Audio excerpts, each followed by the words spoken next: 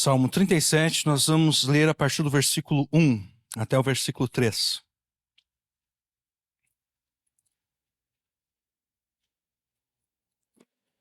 Salmo 37, versículos 1 a 3. Não te indignes por causa dos malfeitores, nem tenhas inveja dos que praticam a iniquidade, porque cedo serão ceifados como a erva e murcharão como a verdura. Confia no Senhor e faz o bem, habitarás na terra e verdadeiramente serás alimentado.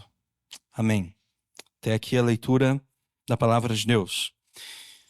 Neste mundo existem coisas que nos perturbam, que nos desesperam. E talvez a maior delas seja o contraste entre o sofrimento daqueles que são fiéis a Jesus e a prosperidade dos ímpios, a prosperidade dos pecadores. E eu tenho certeza que você já experimentou essa perturbação e esse desespero. Ou se você não experimentou, de repente você está prestes a experimentar. Você foi fiel e obediente a Jesus. Você fez tudo certo. Como deve ser, como Deus ordena na sua palavra. Você obedeceu a Jesus em tudo. E no final, deu tudo errado. Deu tudo errado. Você fez tudo certo e no final deu tudo errado. E já os pecadores que você observa, os ímpios que estão ao teu redor, você observou eles fazendo tudo errado. Tudo errado.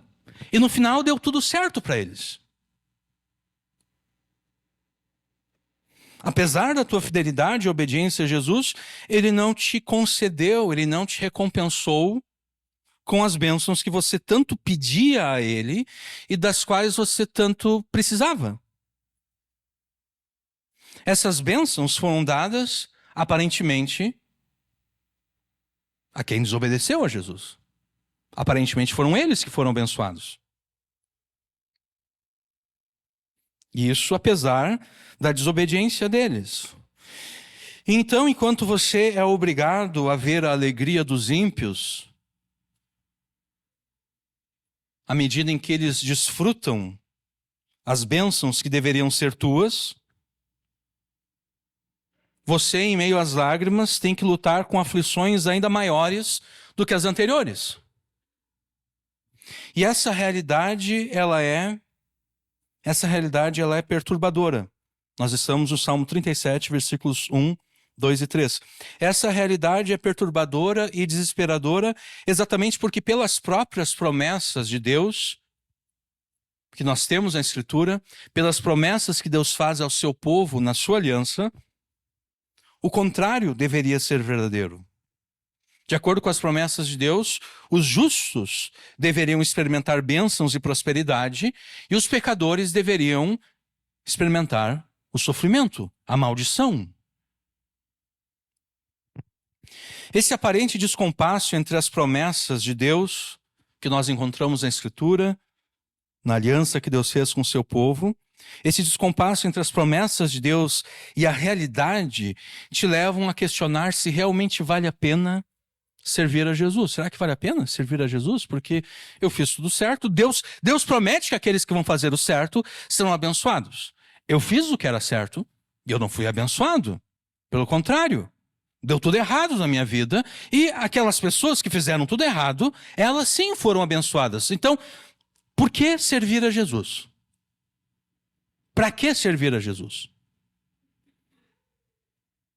Se Jesus nem mesmo cumpre aquilo que ele promete. Ele prometeu que a obediência seria recompensada com a bênção e a desobediência com a maldição. Eu obedeci, eu estou me sentindo amaldiçoado. Os outros desobedeceram e eu percebo que eles estão sendo abençoados. Para que servir a Jesus, então? Será que vale a pena ser fiel a Jesus? Os maiores santos de Deus que já viveram neste mundo, eles também lutaram com esse mesmo questionamento. E Davi foi um desses santos. E no Salmo 37, nós encontramos a sabedoria que Deus deu a Davi enquanto ele lutava com o seu sofrimento, ele que era fiel a Deus, enquanto ele lutava com o sofrimento dele e a prosperidade dos ímpios, a prosperidade dos maus.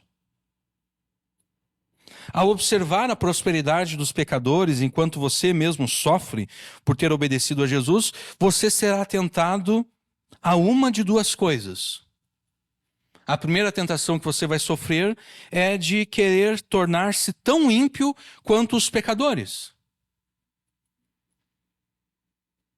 Você vai querer cometer os mesmos pecados que eles cometeram. Porque você considera, bom, eles cometeram esses pecados e foram abençoados. De repente, se eu cometer os mesmos pecados, eu também vou ser abençoado como eles foram. Essa é a primeira tentação. A segunda é que você vai querer se tornar um escapista, um fugitivo.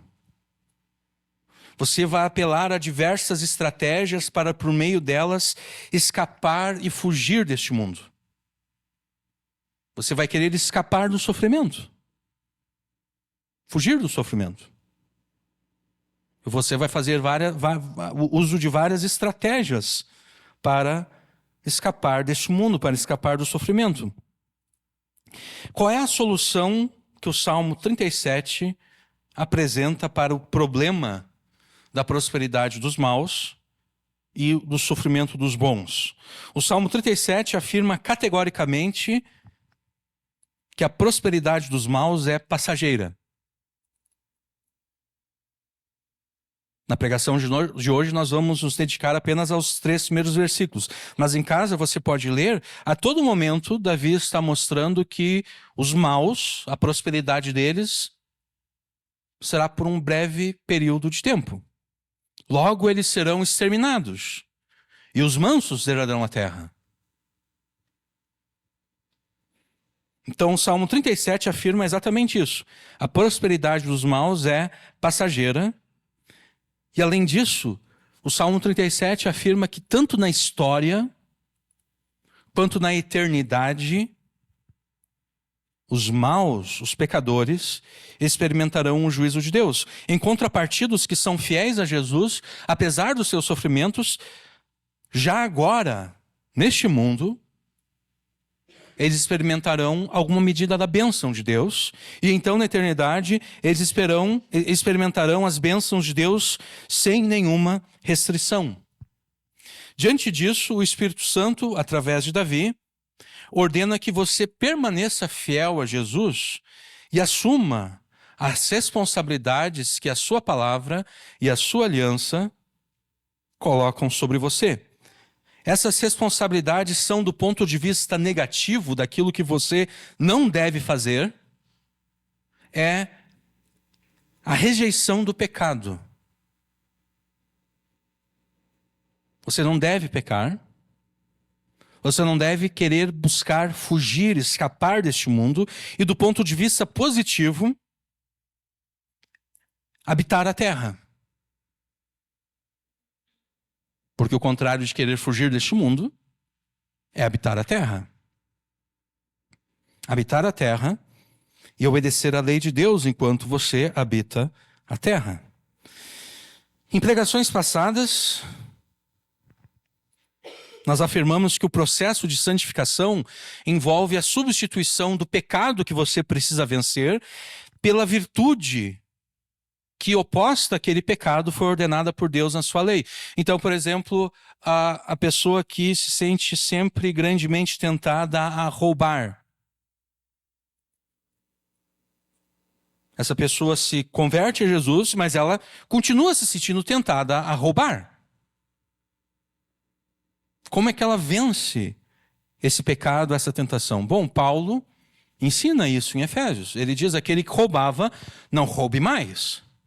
Pelo contrário, trabalhe com as suas mãos para que ele tenha com o que repartir. Ele tenha o que repartir com aqueles que nada têm. Então, o contrário do roubo é a generosidade. Porque no roubo, eu tiro de ti aquilo que te pertence. Né? Eu tiro a força de ti aquilo que te pertence. O teu celular, o teu carro e assim por diante. Na generosidade, eu dou para ti aquilo que é meu.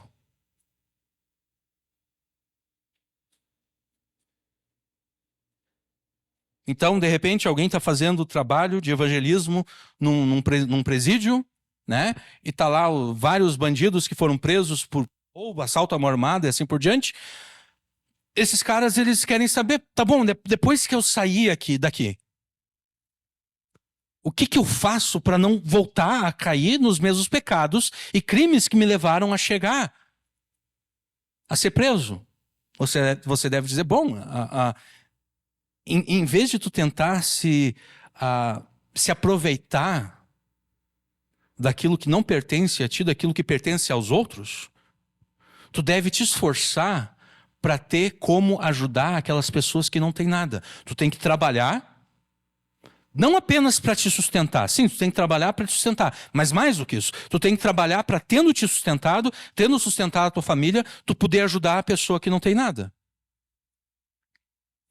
Isso é verdade com relação a todo e qualquer pecado que qualquer crente precisa vencer. O caminho para vencer o pecado é substituir o pecado por uma das virtudes ordenadas por Deus na sua lei que contrariam o comportamento daquele pecado. É isso que Paulo quer dizer, por exemplo, quando ele fala sobre se desvestir do velho homem e se revestir do novo. Ele usa essa linguagem em Colossenses. Tem que se despir das roupas velhas do pecado e se despir do novo homem que se renova em Jesus. Então, em pregações passadas, nós afirmamos isso.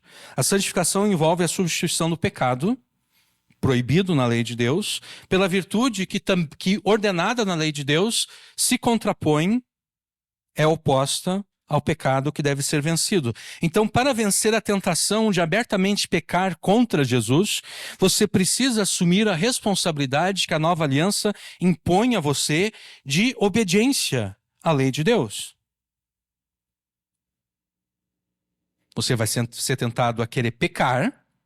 Para vencer essa tentação, você deve assumir a responsabilidade de obedecer. Em vez de desobedecer, obedecer. Para vencer a tentação de procurar meios de escapar deste mundo, você precisa assumir a responsabilidade que a nova aliança impõe sobre você de habitar na terra. E, obviamente, nós vamos ver isso ao longo dessa mensagem. O Salmo 37, nós não lemos o versículo 11, né? Nós vamos ler agora. Na verdade, a gente vai, para pegar o contexto do versículo 11, vamos começar a ler a partir do versículo 1 de novo. Salmo 37, versículo 1. Não te indignes por causa dos malfeitores, nem tenhas inveja dos que praticam iniquidade, porque cedo serão ceifados como a erva e murcharão como a verdura. Então aqui, né? Não tenta ser como eles, porque eles vão... A prosperidade deles vai acabar logo. Confia no Senhor e faz o bem, habita na terra. Daqui a pouco a gente vai ver porque essa tradução aqui não está muito legal. Habitarás na terra e verdadeiramente serás alimentado. Deleita-te também no Senhor e te considerará os desejos do teu coração. Entrega o teu caminho ao Senhor, confia nele e ele fará. E ele fará sobressair a tua justiça como a luz e o teu juízo como meio-dia. Descansa no Senhor e espera nele. Não te indignes por causa daquele que prospera em seu caminho, por causa do homem que executa astutos intentos.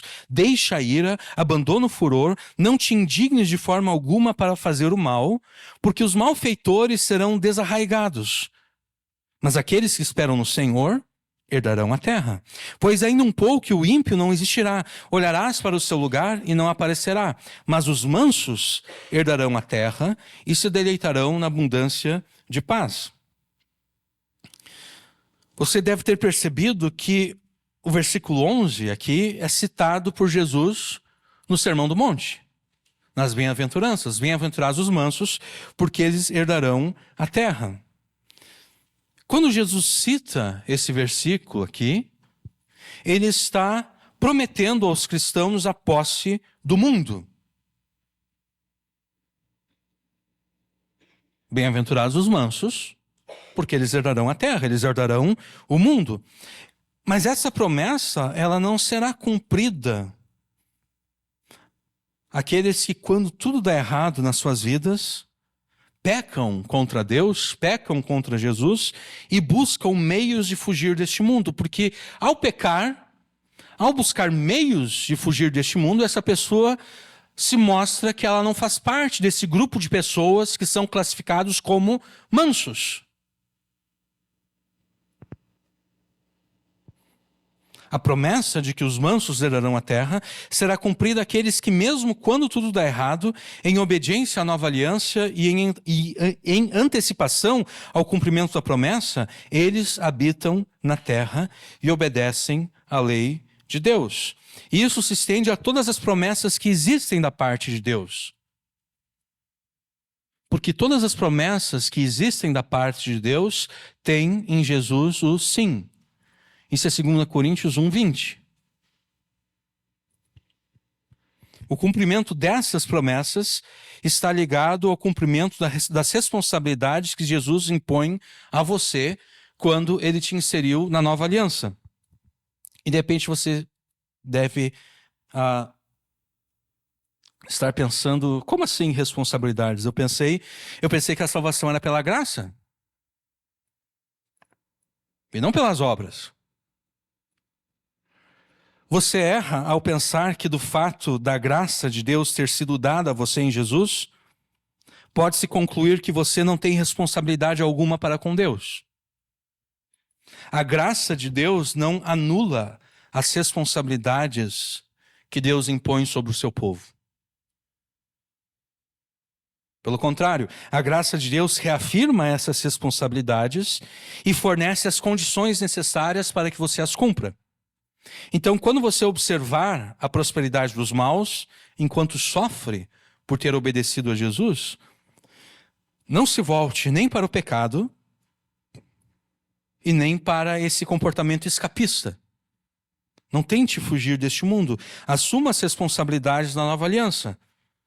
E as responsabilidades que nós ressaltaremos nessa pregação são as seguintes: habite a terra e obedeça à lei de Deus, porque apesar das suas lágrimas e sofrimentos presentes, o teu futuro será glorioso. A tua herança é o mundo inteiro. O que fazer então quando os maus se dão bem e você que é fiel a Jesus se dá mal?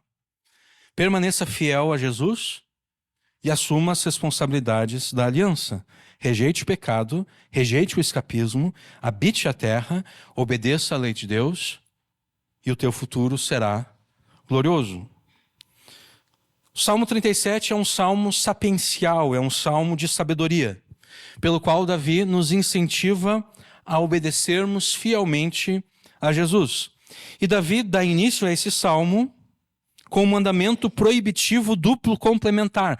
Eu nunca vi ninguém usar essa expressão. Creio que deve ter sido... Eu devo ter cunhado essa expressão, e eu, como teólogo, me dou o direito de cunhar expressões assim. O Davi começa o versículo 1 com um mandamento proibitivo duplo complementar. O que eu quero dizer com isso? Bom, é um mandamento proibitivo em que ele proíbe, tem um não na frente, duplo, porque são dois, e complementar porque um mandamento complementa o outro, né? Então, mandamento proibitivo duplo complementar. Eu gosto às vezes de criar essas expressões, né? E qual é esse mandamento proibitivo duplo complementar? Bom, não te indignes por causa dos malfeitores, primeira parte, né? E nem tenhas inveja dos que praticam a iniquidade. No original hebraico, a palavra traduzida como indignação, ela também possui o sentido de ira. Ficar irado, ficar irritado, ficar indignado. E a palavra vertida como inveja inclui também a ideia de ciúme. Quando você faz tudo certo, quando você obedece a Jesus e tudo dá errado, você facilmente ficará irritado. Você facilmente ficará irado e indignado com a prosperidade daqueles que desobedecem a Jesus. E nesse caso, a tua ira e a tua indignação não são santas, porque existe uma ira santa, existe uma indignação santa.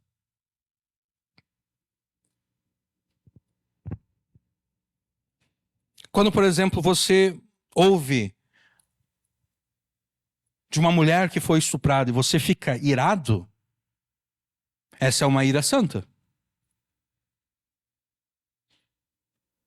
Porque você está irritado com o pecado que foi cometido. Você está irritado com a pessoa que cometeu o pecado, com a pessoa que cometeu o crime. E essa é uma ira, uma indignação correta, porque Deus também sente. Então, nem toda ira, nem toda indignação são pecaminosas. É por isso que Paulo escreve: irai-vos e não pequeis. Como é que você pode se irar sem cometer pecado algum?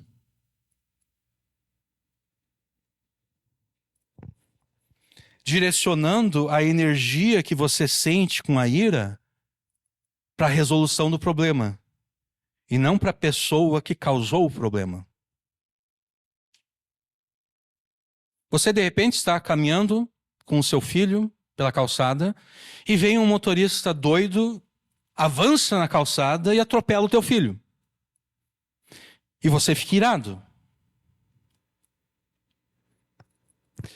Se você usar a ira para abrir a porta daquele carro e começar a desferir socos no homem que atropelou o teu filho, você se irou e você pecou.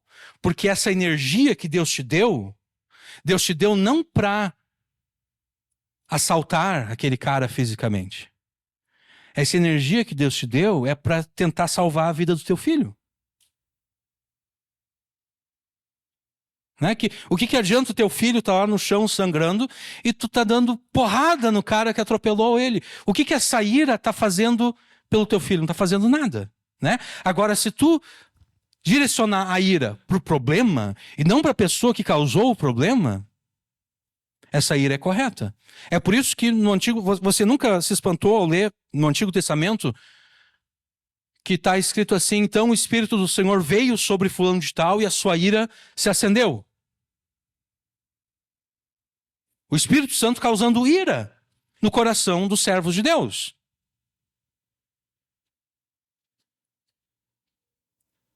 Essa ira é essa energia emocional exatamente para resolver o problema.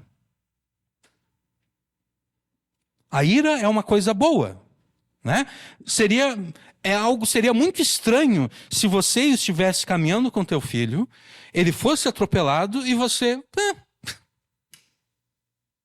Seria algo muito estranho, né? Quem estivesse olhando pensaria: pô, que pai, que mãe é essa? Que pai é esse que o filho foi atropelado e está agindo como se nada tivesse acontecido? Não, a ira é algo bom, você só deve saber como usá-la.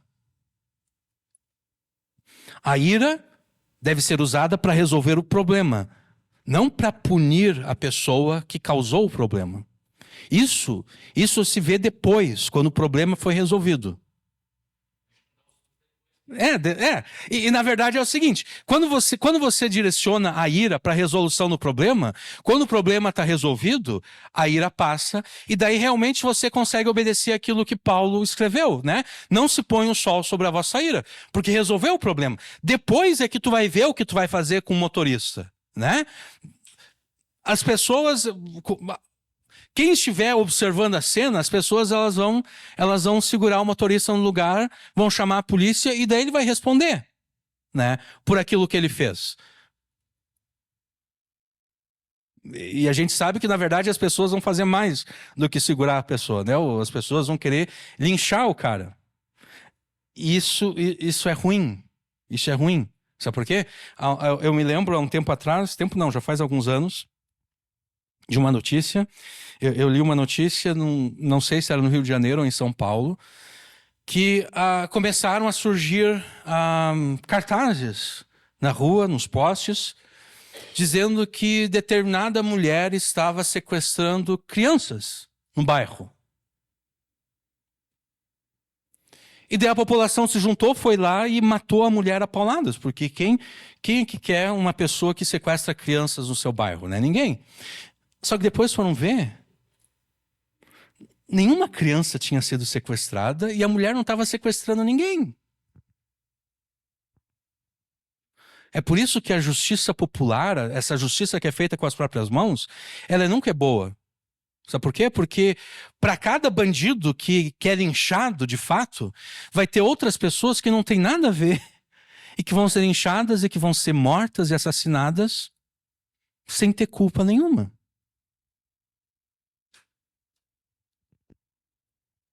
Mas voltando aqui na pregação.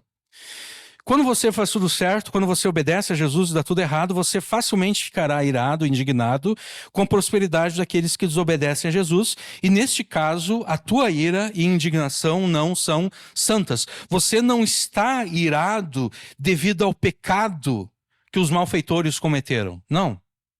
Não é por isso que você está irado, não é por isso que você está irritado. A tua ira e a tua indignação é do fato, elas são devidas à prosperidade que os malfeitores conquistaram com seus pecados. Você não está preocupado com o pecado delas. Você está preocupado com o fato de que elas conseguiram aquilo que você queria e que você não conseguiu. É isso que te deixa irritado. É isso que te deixa indignado. Além do fato de que para você deu tudo errado, você que obedeceu a Jesus. E então, a partir dessa ira, dessa indignação, surge a inveja e o ciúme. Você começa a fantasiar, imaginando como seria bom ser aquele malfeitor. Como seria bom estar no lugar dele.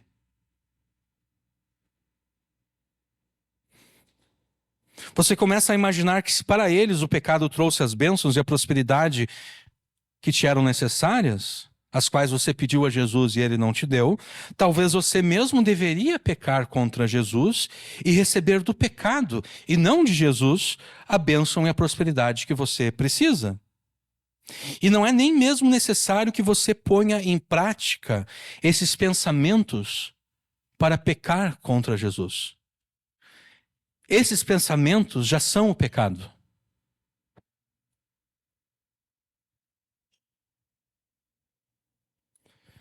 Você já está pecando contra Jesus ao cultivar no teu coração a ira e a indignação contra os malfeitores. Você já está pecando contra Jesus ao cultivar no teu coração a inveja e o ciúme contra essas pessoas, ou dessas pessoas. Porque o mero cultivar desses pensamentos já constitui pecado? Simples. A lei de Deus te ordena, no seu mandamento mais importante, que você ame a Deus com todo o teu coração, com toda a tua alma, com todo o teu entendimento e com todas as tuas forças. Como você poderia amar a Deus de todo o teu coração se nesse mesmo coração você cultiva a ira e a indignação contra os malfeitores? Como você poderia amar a Deus de todo o coração se nesse mesmo coração você cultiva a inveja e o ciúme daqueles que cometem a iniquidade? Como você poderia amar a Deus de todo o coração se nesse mesmo coração você cria fantasias nas quais você peca contra Jesus? Você se vê, né? Você cria fantasias e nessa fantasia você se vê pecando contra Jesus e você se vê recebendo aquela recompensa que você tanto queria, mas não teve. Como você está amando a Deus com todo o teu coração se nesse coração existem essas fantasias?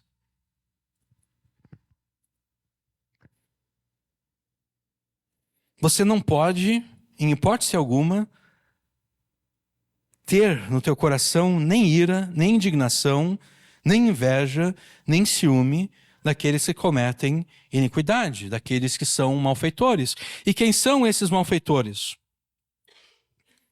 Quem são esses que cometem a iniquidade? Os malfeitores são aqueles que fazem o mal, por isso malfeitor, aquele que faz o mal. E eles fazem o mal proibido pela lei de Deus. Eles roubam quando a lei de Deus diz, não roubarás. Eles prestam falso testemunho, eles mentem quando a lei de Deus diz: não prestarás falso testemunho. Eles enganam quando a lei de Deus proíbe a mentira. Então eles são malfeitores exatamente porque eles fazem o mal proibido pela lei de Deus. E os que cometem iniquidade são aqueles que vivem sem a lei de Deus. O malfeitor faz o mal precisamente porque ele comete iniquidade. E o iníquo é o malfeitor exatamente porque ele faz o mal proibido pela lei de Deus. No hebraico, a palavra traduzida como iniquidade tem o sentido de injustiça, ou seja, da não obediência à lei de Deus. Deus considera que justo é unicamente aquilo que ele ordena na sua lei. Isso é justo.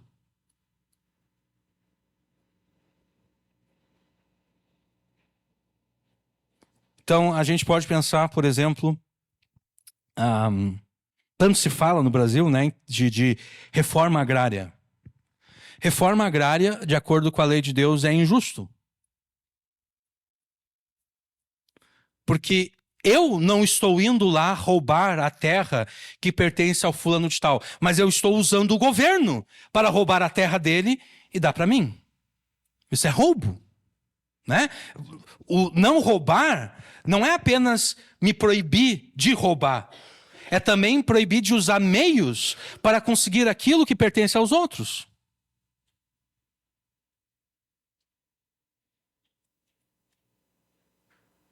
Ah, mas tem um monte de gente que não tem terra. Bom, o que tu pode fazer? Tem um monte de gente que não tem terra.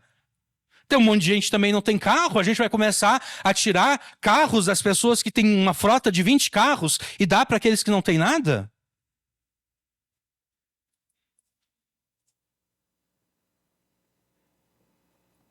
Não.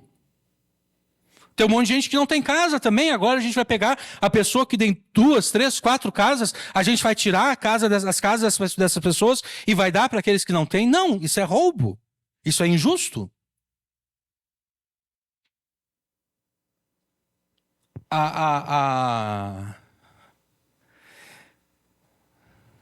Esse nosso romantismo influenciado por Marx, né, pelo marxismo, pelo comunismo, nos faz pensar que isso é justiça social.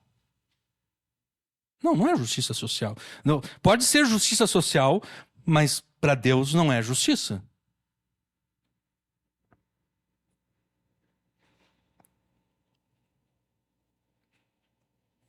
Então, no hebraico, a palavra traduzida como iniquidade tem um sentido de injustiça, ou seja, da não obediência à lei e aos mandamentos de Deus. Já na Septuaginta, que é a tradução grega do texto hebraico, a palavra grega usada é anomia. A tem o sentido de não, e nomia vem de nomos, que significa lei. Então, sem lei. A pessoa que está sem a lei de Deus, a pessoa que despreza a lei de Deus, a pessoa que é contrária à lei de Deus, a pessoa que desobedece à lei de Deus. Então, considerando essas nuances, tanto do hebraico quanto do grego, a tradução que eu fiz aqui do primeiro verso do Salmo 37 é a seguinte: não fiques irado nem indignado por causa daqueles que fazem o mal, não tenhas inveja nem ciúmes daqueles que cometem a injustiça. Isso é a minha tradução a partir do hebraico, a tradução a partir do grego. Não tires por causa dos que fazem o mal, nem inveje aqueles que desobedecem à lei. Quando você comete o pecado de cultivar ira, indignação, inveja, ciúme daqueles que desobedecem à lei de Deus, aqueles que cometem maldades e injustiças, você se prepara para cometer um pecado maior ainda. Quando você cultiva esses pensamentos, você se prepara para cometer um pecado maior ainda, que é o pecado de dar consequência prática e externa a esses pensamentos.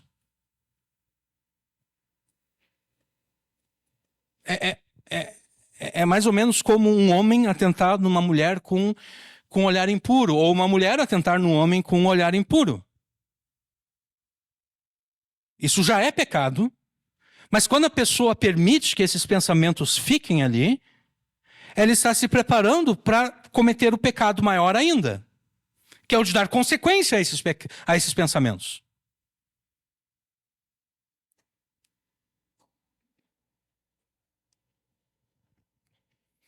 Ou seja, invariavelmente você realmente desobedecerá a lei de Deus se cultivar esses pensamentos. Você já está desobedecendo e você vai dar um passo a mais, você vai ir mais fundo nessa desobediência, nesse pecado. Você não deve ter ira, indignação, inveja, nem ciúme dos pecadores e nem dar consequência prática a esses sentimentos pela simples razão. A prosperidade dos pecadores é passageira. Versículo 2. Não te indignes, não tenhas inveja, porque cedo serão ceifados como a erva, e cedo eles murcharão como a verdura. Davi afirma que os pecadores, aqueles que cometem maldades e injustiças, eles são como a relva e como a verde erva. Rapidamente murcham e secam. Assim Jesus fará aos pecadores. Assim Jesus fará aqueles que, desobedecendo a sua lei, cometem maldades e injustiças. Jesus fará com que cedo a prosperidade deles termine. Jesus fará com que logo eles morram e sejam destruídos. Em vez de pecar como fazem os ímpios, o cristão deve confiar em Jesus e fazer o bem. Versículo 3. Confia no Senhor e faze o bem. Você deve confiar em Jesus e fazer o bem. Por que estamos usando Jesus aqui no lugar de Senhor? No Antigo Testamento, quando nós encontramos aqui Senhor, como no versículo 3 ali, escrito tudo em letras maiúsculas, isso é um indicativo de que no original hebraico nós temos o nome próprio de Deus. O nome do Deus da aliança, Yahvé. Javé, também conhecido como Jeová às vezes. Quando o hebraico foi traduzido para o grego, isso no período intertestamentário, naquele período de 400 anos entre o final do Antigo Testamento e o início do Novo, os judeus eles traduziram o Antigo Testamento hebraico para o grego. E quando eles fizeram isso, eles usaram o título Kyrios, Senhor, Mestre, Dominador, para traduzir o hebraico Yahvé. Então, na Septuaginta, quando nós lemos o versículo 3, literalmente está escrito confia no Senhor. Se nós vamos fazer uma tradução do hebraico, é confia em Yahvé. Uma tradução a partir do grego é confia no Senhor. Quando os escritores do Novo Testamento escreveram as suas epístolas, os seus evangelhos e assim por diante, eles unanimemente usaram Kyrios para se referir a Jesus. Então, como nós estamos interpretando o Salmo 37, sendo santos e membros da nova aliança, é apropriado nós nos referirmos a Jesus, porque Jesus é o Kyrios que se fez homem. Jesus é o Yahvé encarnado. Então, voltando aqui, em vez de pecar como fazem os ímpios, o cristão deve confiar em Jesus e fazer o bem. O que é confiar em Jesus? Do ponto de vista negativo, confiar aqui tem o sentido de não tentar resolver a questão por meio do pecado. Porque esse é o contexto aqui, né? Não te indignes, não tenhas inveja, não tenhas ciúmes. Confia no Senhor. Confiar no Senhor, então aqui no contexto, é não tentar resolver a questão através do pecado. Isso pelo lado de vista negativo. Pelo ponto de vista positivo, é obedecer a Deus. Obedecer a Jesus. Confiar no Senhor é não pecar, e se você não vai pecar, necessariamente você deve obedecer. Em vez de tentar obter a bênção e a prosperidade de qualquer jeito, até mesmo através do pecado, você deve confiar em Deus, confiar em Jesus e continuar obedecendo a lei de Deus, apesar de que a tua obediência anterior não foi recompensada da forma como você queria. Mas você continua, você confia, você permanece. Ou você confia em Jesus obedecendo, ou você confia no pecado pecando.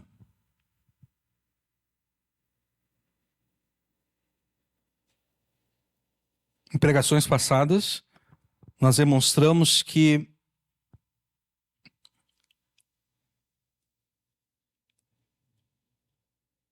ou a pessoa busca salvação em Jesus,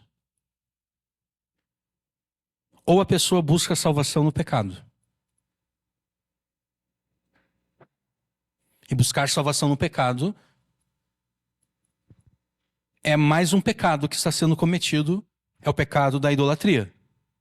Né? Porque a gente pode imaginar um judeu, na época do Antigo Testamento,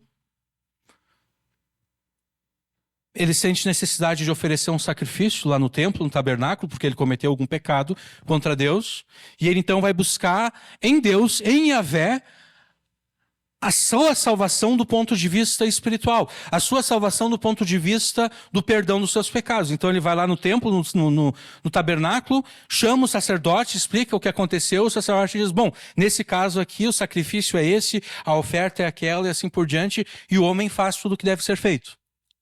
Quando ele sai do templo, quando ele sai do tabernáculo, ele está passando lá pelas ruas de Jerusalém e de repente ele se vê diante do templo de Baal. E Baal era uma divindade ligada à agricultura. Como o mundo antigo, tudo dependia da agricultura, e em muitos aspectos ainda continua sendo assim, né? Mas naquela época ainda mais do que hoje, né? Então havia divindades que eram chamadas divindades, os cultos dessas divindades eram cultos de fecundidade, que normalmente envolvia a prostituição cultual. Então o homem que ia cultuar aquela divindade, ele mantinha relações sexuais com as sacerdotisas daquele templo e vice-versa. A mulher mantinha relações sexuais com os sacerdotes daquele templo. Né? Porque da mesma forma que através da relação sexual o útero da mulher ele é fecundado pelo homem, assim também a terra é fecundada pela semente. Então eles iam uma relação entre o sexo, a procriação e a agricultura, assim que eram as religiões antigamente. Né? Então o cara foi lá buscar a salvação em Yahvé com relação ao perdão dos seus pecados, e ele está passando agora, ele se vê diante do templo de Baal, e ele se lembra que a plantação dele está correndo risco, porque não está chovendo tanto assim. E ele pensa, quer saber, eu vou ter que fazer uma oferta aqui a Baal, né, para garantir que eu vou ser salvo do ponto de vista das minhas finanças, porque se eu não tiver uma boa colheita, eu vou ter prejuízo. Eu vou perder dinheiro, e eu não quero perder dinheiro. Então eu busquei a salvação em Yahvé com respeito ao perdão dos meus pecados, e eu busquei a salvação em Baal com respeito à colheita do meu campo. Nós conseguimos claramente perceber que isso é idolatria, né? Se você vai buscar a salvação em Yahvé, você vai buscar a salvação em Yahvé com respeito a qualquer assunto, com respeito ao perdão dos seus pecados e com relação a qualquer outro assunto. Da mesma forma, hoje. Eu não posso buscar em Jesus a salvação com respeito ao perdão dos meus pecados, mas aí com aquele outro problema que aconteceu na minha vida, eu vou buscar a salvação não em Jesus, mas no pecado. Não. Eu estou sendo tão idólatra quanto aquele judeu que, tendo oferecido o sacrifício no templo de Deus, depois oferece uma oferta no templo de Baal. Eu estou sendo tão idólatra quanto ele. Ou você confia em Jesus obedecendo, ou você confia no pecado pecando. E, consequentemente, se você confia no pecado pecando, você está desobedecendo a Jesus. Né? Em vez de pecar contra Jesus por causa da inveja, do ciúme, dos ímpios, você deve confiar que no devido tempo, Jesus vai te recompensar com as bênçãos das quais você precisa e as quais você pede a Ele. Você deve esperar em Jesus, você deve esperar que Jesus te recompense. Você não deve forçar a barra para conseguir a recompensa. E com forçar a barra que eu me refiro exatamente ao cometimento de pecado. Você deve esperar em Jesus. Mas quando eu falo esperar, automaticamente nas nossas mentes nós pensamos que esperar em Jesus seja sinônimo de inatividade ou de passividade. Como se esperar em Deus, como se esperar em Jesus fosse, não, eu estou esperando em Deus. Eu vou ficar de braços cruzados e eu vou esperar Deus resolver a minha circunstância. Esperar, do ponto de vista bíblico, não tem essa ideia de passividade, de inatividade. Esperar em Deus, por exemplo, se eu estou enfrentando um problema na minha família, problema no casamento, o marido vai buscar a solução em Deus. E ele deve esperar em Deus a solução do problema. Mas esperar em Deus, o que significa esperar em Deus nesse contexto? Não significa ele continuar cometendo os mesmos erros que ele está cometendo. Né? Ele deve ser um marido melhor. Porque se há problemas no casamento, a culpa é tanto do homem quanto da mulher. Então eu não espero em Deus cometendo os mesmos erros que eu estava cometendo ontem, né, no meu casamento. Não, se eu faço isso, eu não estou esperando em Deus. Se a mulher que quer resolver os problemas do seu casamento, ela cruza os braços e ela simplesmente continua se comportando da mesma forma que ela estava se comportando no passado, ela não está esperando em Deus, ela não está esperando em Jesus. Esperar em Deus, esperar em Jesus é o seguinte: esse aqui, o casal, nenhum casamento será resolvido quando só um busca ajuda. Quando só um busca ajuda, não existe solução. Porque se o marido busca a solução, o pastor ele vai dizer, tá bom, ó, tu tá fazendo isso aqui de errado. E a tua mulher tá fazendo aquilo, mas é uma pena que ela não tá aqui para que se ela estivesse aqui eu podia dizer, olha, tu tá fazendo isso e aquilo de errado. Né? E se só uma mulher busca ajuda, a mesma coisa. O ideal é que os dois busquem ajuda. O ideal e na verdade o bíblico é. Na verdade o ideal e o bíblico é que o homem busque ajuda com a sua mulher. Não é a mulher arrastando o homem, vamos lá conversar com o pastor. Não, porque o homem é o cabeça do lar, né? O homem é o sacerdote da sua casa. Ele deve ser como Jesus. Jesus é um sacerdote a favor da igreja. O homem deve ser um sacerdote a favor da sua esposa e dos seus filhos. Então não é a mulher arrastando o homem lá para a igreja para conversar com o pastor. Não, é o homem arrastando a mulher para a igreja para conversar com o pastor. Enquanto isso não acontecer, o problema no casamento não vai ser resolvido. O problema com os filhos não vai ser resolvido. Então, esperar em Deus, esperar em Jesus, jamais deve ser entendido por nós como essa ideia de ficar com os braços cruzados esperando que alguma coisa vai acontecer.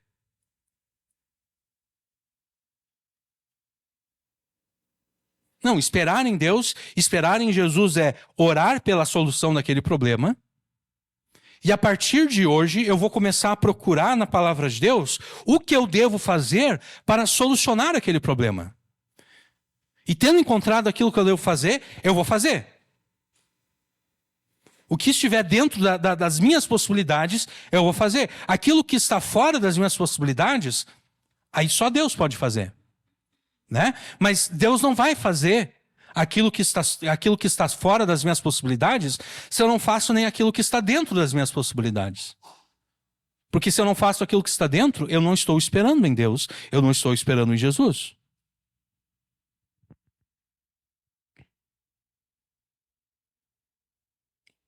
Você deve confiar e esperar em Jesus, e você demonstra confiança e esperança em Jesus fazendo o bem.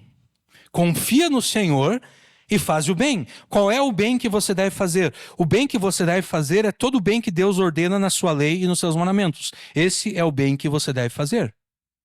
Especialmente aquele bem que resolve o teu problema. Especialmente o bem que resolve o teu problema. Não apenas esse, mas especialmente ele.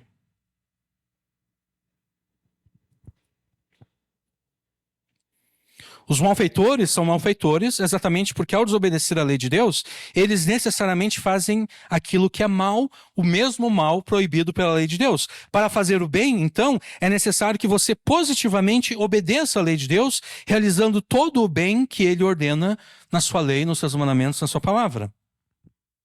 A confiança em Jesus e a espera nele, recompensadas com as bênçãos que ele mesmo conquistou, se mostram na tua obediência à lei de Deus. O sinal de que você realmente confia em Deus, de que você realmente confia em Jesus, é a tua obediência a Ele. Porque não faz sentido você afirmar que confia nas promessas se você demonstra que não confia nos mandamentos. Né? Promessa e mandamento andam de mãos dadas. Ah, não, eu confio nas promessas de Deus.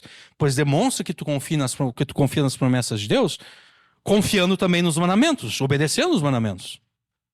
Do contrário, no final das contas, a tua própria desobediência aos mandamentos vai corroer a tua confiança nas promessas.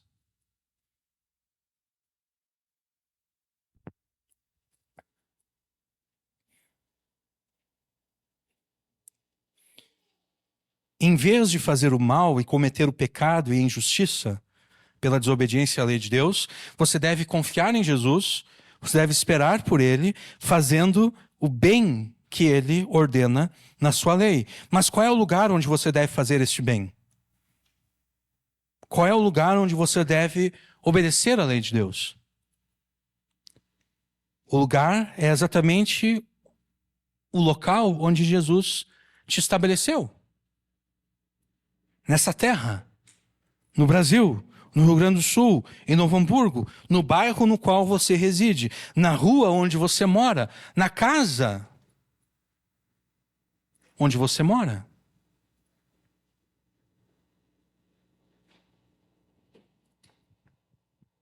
Confia no Senhor e faze o bem. A minha tradução do versículo 3, a partir do texto hebraico, é a seguinte: confie em Yahvé e faça o bem. Habita na terra e alimenta-te da verdade e da fidelidade. E essa tradução que eu fiz, ela concorda com o que nós lemos, por exemplo, na Nova Almeida atualizada. Confie no Senhor e faça o bem. Habita na terra e alimente-se da verdade. Os verbos hebraicos traduzidos aqui por habitar e alimentar-se, eles são melhores entendidos como sendo imperativos e não como indicativos. Ou seja, o que nós temos na segunda metade do versículo 3 são ordens e mandamentos, e não promessas. A leitura que nós temos aqui, de acordo com a ACF, né, com a nossa Bíblia, Almeida Corrigida e Fiel, parece que é uma promessa, né? Confia no Senhor e faz o bem, e daí a promessa: habitarás na terra e verdadeiramente serás alimentado. Mas os verbos aqui, eles são melhores entendidos como imperativos, como ordens.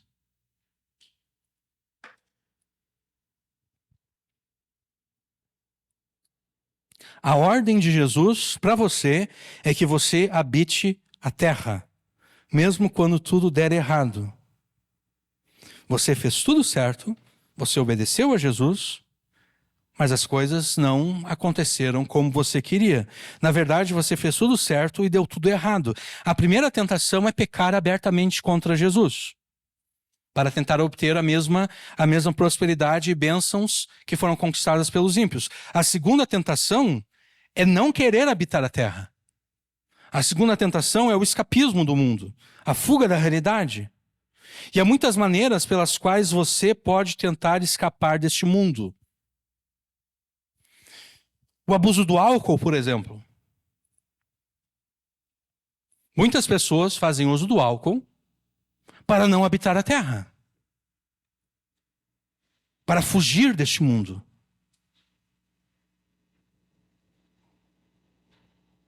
O álcool, cigarro, outras drogas lícitas e ilícitas, pelas quais as pessoas entorpecem a mente.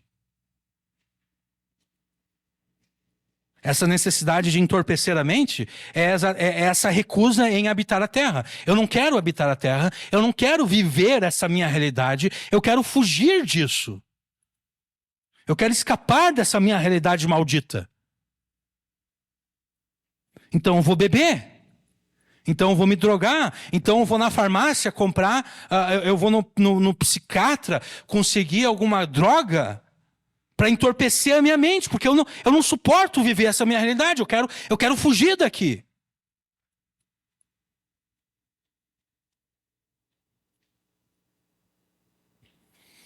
Existem crentes que quando eles observam tudo dando errado nas suas vidas, mesmo depois de terem feito tudo de forma certa, em obediência a Jesus, eles tentam fugir deste mundo e da realidade exatamente deste modo. Através do abuso do álcool, cigarro, outras drogas lícitas e ilícitas. E normalmente os crentes que fazem isso são aqueles que no passado abusaram dessas substâncias. Eles já tinham um passado de abuso, eles foram libertados, né, do vício do álcool, vício de drogas, e agora eles recaem de novo no abuso dessas substâncias, exatamente porque eles querem fugir da realidade. Eles não querem habitar a terra. Além do abuso de substâncias, sejam substâncias lícitas, ilícitas, as pessoas também usam a busca desenfreada pelo prazer como uma forma de fugir deste mundo. E esse prazer pode ser, por exemplo, a glutonaria. Também pode ser, a glutonaria é mais socialmente aceita. Bom, se bem que a imoralidade sexual também é socialmente aceita hoje em dia, né? Então, normalmente é tudo social. Na verdade, se tu pensar bem, a glutonaria hoje é menos socialmente aceita do que a imoralidade sexual, né? Com essa cultura do corpo e tudo, a glutonaria se tornou menos socialmente aceita do que a imoralidade sexual, né? Mas, de qualquer forma, as pessoas usam isso para fugir da realidade.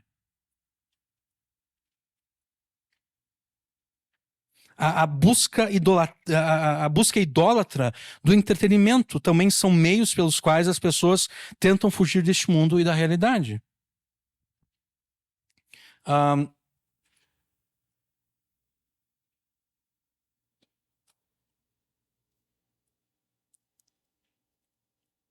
Assim como a glutonaria e a imoralidade sexual são práticas escapistas, escapista também é a busca incansável pelo entretenimento, pela diversão.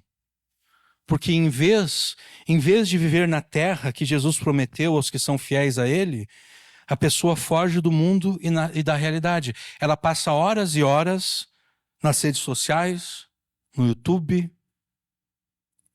na Netflix, no PlayStation, TikTok, ou qualquer outro tipo de entretenimento tecnológico. Por quê? Porque a pessoa está fugindo. E normalmente a fuga nas redes sociais acaba agravando o problema, né? Porque tudo que você vê nas redes sociais é mentira.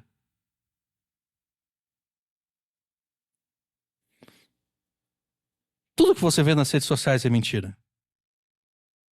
Aquela foto bonita que você vê da pessoa... aquela foto do casal, né? Todo mundo bonito, sorrindo, os filhos. Você não sabe que 5 minutos antes estava todo mundo se matando e depois que tiraram a foto, eles continuaram se matando. É tudo mentira. As redes sociais, elas surgiram para as pessoas... Acho que foi no início do século... No início dos anos 2000, que tinha aquele videogame Second Life, acho que era Second Life que se chamava, que a pessoa criava uma realidade alternativa para si própria. Seria uma espécie de metaverso antes do metaverso, né? Em que a pessoa criava o seu próprio avatar e tudo, e daí ela vivia nesse mundo virtual aquilo que ela não conseguia viver no mundo real. É isso que é as redes sociais. As redes sociais é tudo mentira. Só que quando a pessoa já está usando as redes sociais para fugir dos seus próprios problemas, ela fica ainda mais deprimida, porque ela vê a foto daquele casal bonito e ela pensa, e eu com esse homem aqui, ogro, cavalo, que, né, com esses filhos aqui que não me obedecem, com essa mulher aqui também que não sei o que fica me enchendo o saco sempre e tudo, a pessoa fica mais deprimida ainda.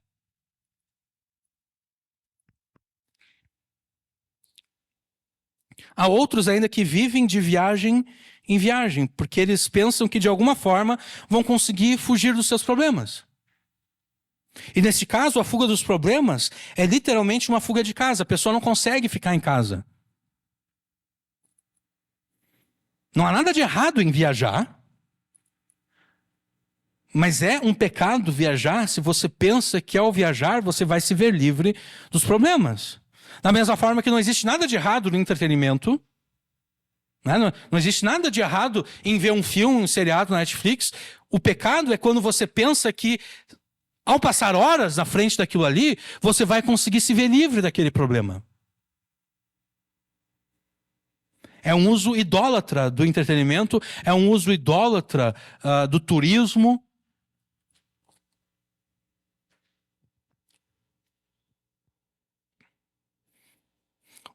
O treinamento físico também pode ser uma fuga deste mundo da realidade.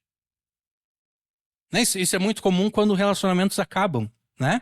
A moça terminou com o cara pensa, quer saber? Agora eu vou pra academia, vou malhar, vou mostrar pra ela, né, todo o corpão aqui que ela tá perdendo, não sei o quê. A mulher também. É uma forma de tentar buscar salvação daquele relacionamento quebrado, daquele coração partido.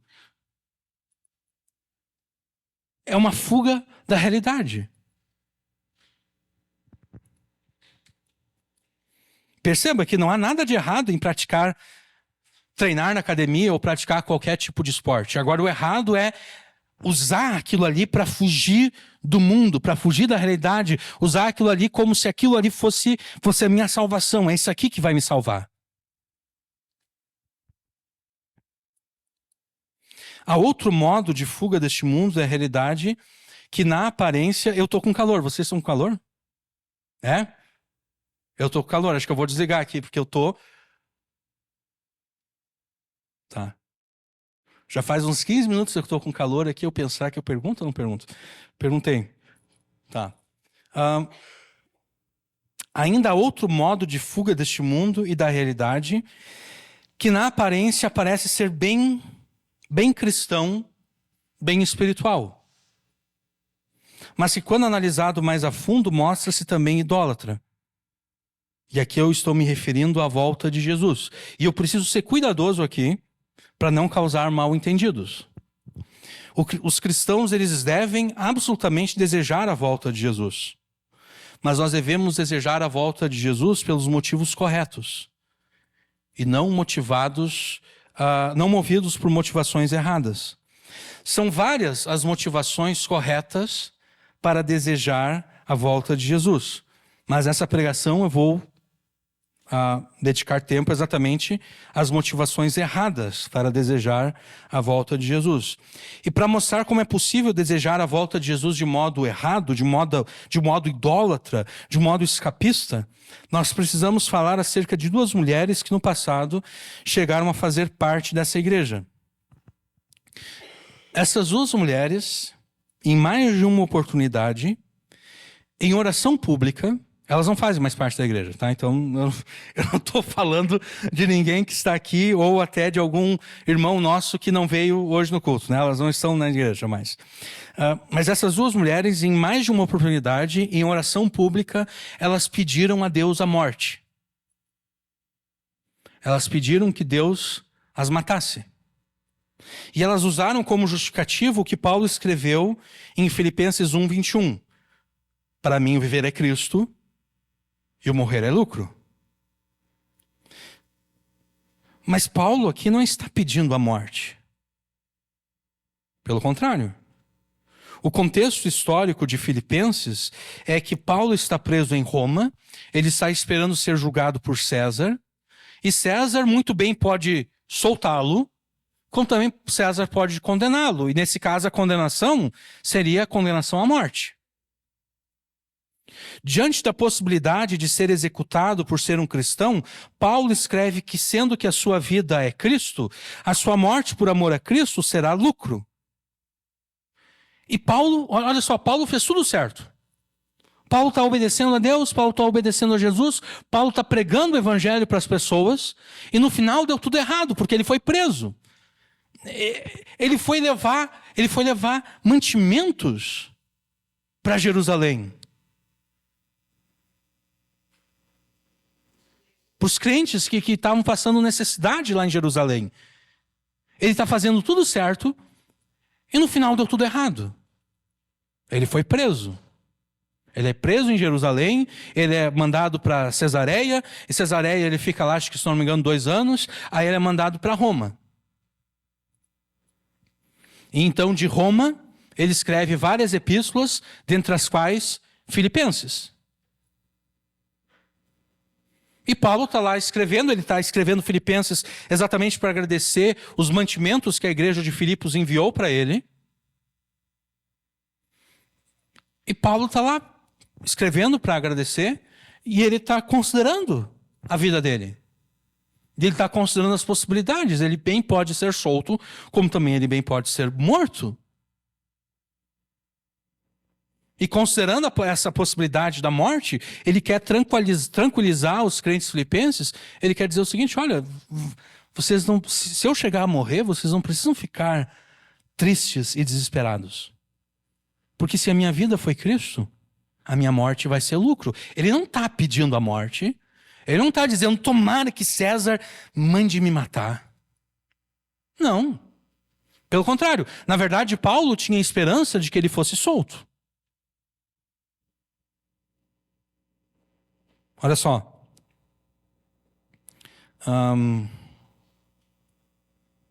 Porque para mim o viver é Cristo e o morrer é lucro. Entretanto, se eu continuar vivendo, poderei ainda fazer algum trabalho frutífero. Assim, não sei o que devo escolher. Estou cercado pelos 2 lados, tendo o desejo de partir e estar com Cristo, que é incomparavelmente melhor, mas por causa de vocês é mais necessário que eu continue a viver. E convencido disso, estou certo de que ficarei e permanecerei com todos vocês, para que progridam e tenham alegria na fé. Deste modo, vocês terão mais motivo para se gloriarem em Cristo Jesus por minha causa, pela minha presença de novo no meio de vocês. Aquelas 2 mulheres, que não estão mais nessa igreja, ao pedirem para si a morte, elas foram além do que Paulo escreveu, porque ele não está pedindo a morte. Ele diz que estar com Cristo é incomparavelmente melhor, mas ele não está torcendo para que César o condene.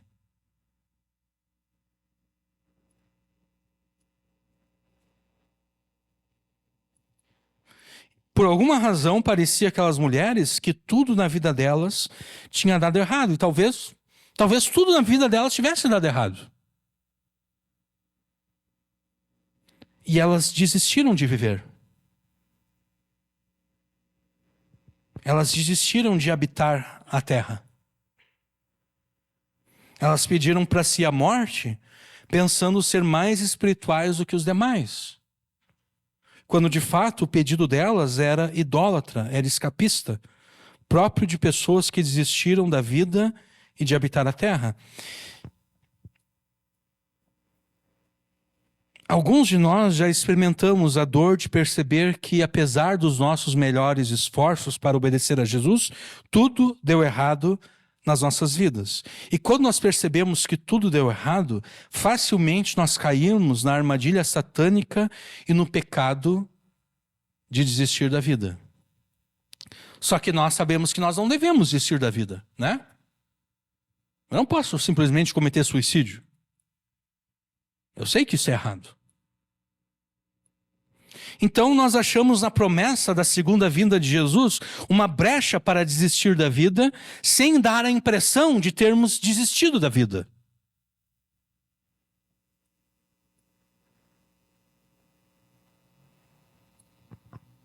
Vocês entendem? Eu quero desistir da vida. Mas eu sei que eu não posso desistir da vida. Eu não posso simplesmente cometer suicídio Então eu encontro na volta de Jesus uma desculpa para desistir da vida sem dar a impressão de ter desistido da vida.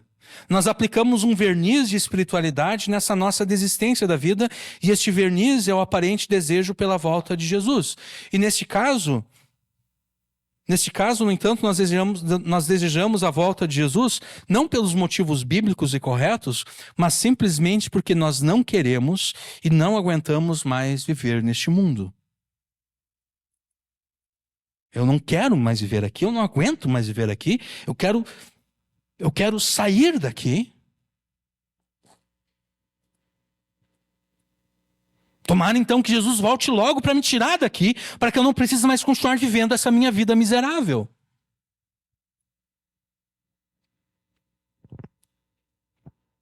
Pensar e agir deste modo não passa de idolatria. É possível alguém idolatrar a volta de Jesus.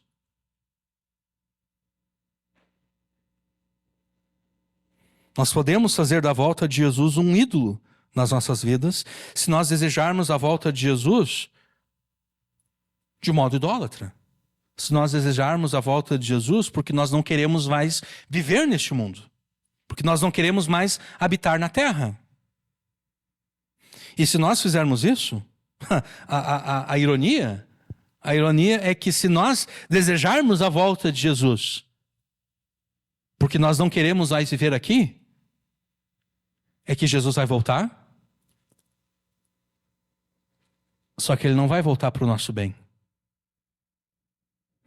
Ele vai voltar para o nosso mal. Porque nós nos tornamos semelhantes. E aqui existe um ponto de contato com a pregação que eu fiz na última quinta-feira. Nós nos tornamos semelhantes ao servo mau e preguiçoso. O servo mau e preguiçoso, a parábola dos talentos, ele desistiu da vida. Ele não queria habitar na terra. O reino dos céus será como um homem que, ausentando-se do país, chamou seus servos e lhes confiou seus bens. A um deu 5 talentos, a outro deu 2, a outro deu 1, de acordo com a capacidade de cada um deles. Então partiu. Talentos aqui, se vocês não sabem, não é talento tipo talento para falar em público ou talento musical, não. Talento é um peso de aproximadamente 40 quilos, e se referia, por exemplo, a 40 quilos de ouro, 40 quilos de prata. Então é o valor monetário que o servo recebeu para que ele aplicasse aquele valor. Para que ele investisse aquele valor e obtivesse lucro. Tá? A um deu 5 talentos, a outro 2 e a outro deu 1, de acordo com a capacidade de cada um deles, e então partiu. O servo que tinha recebido 5 talentos saiu imediatamente a negociar com eles e ganhou outros 5. Então ele investiu os 5 talentos e ele teve 100% de lucro. Ele ganhou mais 5. Do mesmo modo que tinha recebido 2, ganhou outros 2. Mas o servo que tinha recebido 1 talento, ele disse: olha o estado do mercado, a bolsa está caindo, o dólar está subindo, a guerra lá no Oriente Médio, agora o barril do petróleo vai subir, se bem que a guerra, pelo jeito, parou, né? O Trump deu um jeito lá no Netanyahu lá e no presidente do Irã. Né? Ele disse, vocês parem. O Trump agindo como se os dois fossem 2 criancinhas brigando, né? Vocês parem, senão eu vou bater em vocês dois. Pelo jeito a guerra parou, né? Não sei. Mas de qualquer forma, vamos pensar que não tivesse parado. O barril do petróleo vai subir. A economia do Brasil é isso aí. O Lula prometeu que todo mundo ia estar comendo. Qual é a peça de carne que todo mundo ia estar comendo? Picanha. O Lula prometeu que ia estar todo mundo comendo picanha. Ninguém está comendo picanha. Como é que eu vou investir nesse cenário de fim de mundo? Como é que o meu Senhor espere que eu invista esse dinheiro dele aqui e obtenha algum lucro? Eu não sou louco de fazer isso, porque se eu investir, eu vou perder o investimento. Eu vou abrir um buraco na terra, eu vou colocar esse talento de ouro lá, e eu quero me desfazer desse talento de ouro o mais rápido possível. Ele está fugindo, né? Ele está escapando, ele tem um comportamento escapista. Ele não quer habitar a terra. Ele não quer enfrentar os problemas. Ele quer fugir. Depois de muito tempo, o senhor daqueles servos voltou e fez um ajuste de contas com eles. Aproximando-se que tinha recebido 5 talentos, entregou os outros 5, dizendo: o senhor me confiou 5 talentos, eis aqui outros 5 que ganhei. O senhor disse: muito bem, servo bom e fiel, você foi fiel no pouco, sobre o muito colocarei. Venha participar da alegria do seu senhor. Aproximando-se também que tinha recebido 2 talentos, ele disse a mesma coisa, né? O senhor me confiou 2 talentos, eu ganhei outros 2. O senhor disse: muito bem, servo bom e fiel, você foi fiel no pouco, sobre o muito colocarei, venha participar da alegria do teu senhor. Chegando por último, por fim, o que tinha recebido 1 talento disse: sabendo que o senhor é um homem severo, que colhe onde não plantou e ajunta onde não espalhou, fiquei com medo e escondi o seu talento na terra. Aqui está o que é seu. Mas o senhor respondeu: servo mau e preguiçoso. Você sabia que eu colho onde não plantei e ajunto onde não espalhei?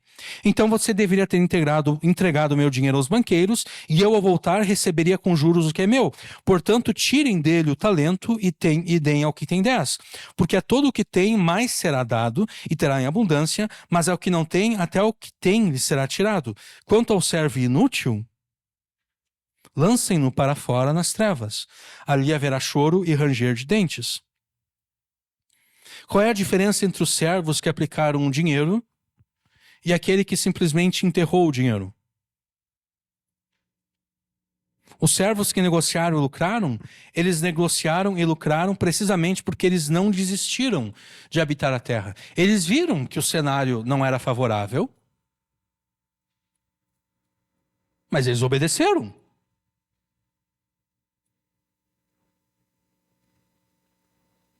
Já o outro desistiu. O outro desistiu de habitar a terra. Ele fugiu. Ele quis fugir, ele quis escapar. Jesus rejeitou esse servo exatamente porque ele desistiu de habitar a terra. Porque ele fugiu do mundo. Ele fugiu da realidade. Se você não ouviu ainda, ouça a pregação que nós fizemos na última quinta-feira, que trata desse assunto, mostra um outro panorama, vamos dizer assim, mas ele trata basicamente do mesmo assunto. O título é: Influencie e domine os ambientes por você frequentados. E nessa pregação de quinta-feira nós demonstramos uma outra forma errada e pecaminosa de desejar a volta de Jesus. Que é quando eu desejo a volta de Jesus porque eu estou assustado.